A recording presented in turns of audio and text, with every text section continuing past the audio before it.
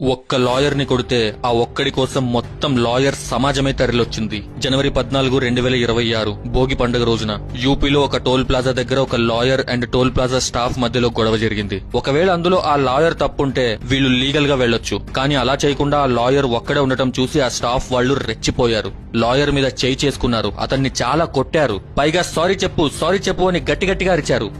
ఒక్కడే కదా ఏం చేయగలడులే అనుకున్నారు. కానీ వాళ్ళు పెట్టుకుంది ఒక లాయర్ తోని మర్చిపోయారు. ఇదంతా ఎవరో వీడియో తీసి సోషల్ మీడియాలో పెడితే అది కాస్త వైరల్ అయింది. ఇంకేముంది, ఒక లాయర్ కి జరిగిన అవమానం మొత్తం లాయర్ సమాజాన్ని కదిలించింది. మొత్తం లాయర్ గ్యాంగ్ దిగిపోయింది. వీళ్లు రావడం చూసి దెబ్బకి టోల్ స్టాఫ్ వాళ్ళు పారిపోయారు. ఆ లాయర్స్ అంటున్నారు, సారీ చెప్పమన్నారుగా, అందరం సారీ చెప్పడానికే వచ్చాం, కానీ సారీ వినడానికే ఎవరు లేరు అని. వెంటనే పోలీసులు కేసు బుక్ చేసి ఆ టోల్ స్టాఫ్ ని అరెస్ట్ చేశారు. బట్ వాళ్ళకి బెయిల్ ఇప్పించడానికి ఏ లాయర్ కూడా ముందుకు రావట్లేదు. అంతేకాదు NHAA వాళ్ళు ఆ టోల్ ఏజెన్సీ లైసెన్స్ ని క్యాన్సిల్ చేశారు. 1 year వరకు బ్లాక్ లిస్ట్ లో పెట్టేశారు. అంటే ఇంకా కొత్త బిడ్ చెయ్యలేరు. అంతేకాదు 5.5 కోట్ల సెక్యూరిటీ డిపాజిట్ కూడా బ్లాక్ చేసేశారు. అందుకే ఎవరితోనైనా గొడవ అయినప్పుడు ఎవరితో పెట్టుకున్నామనేది ముందు వెనక చూసుకోవాలి. నోరు చెయ్యి అదుపులో ఉంచుకోవాలి.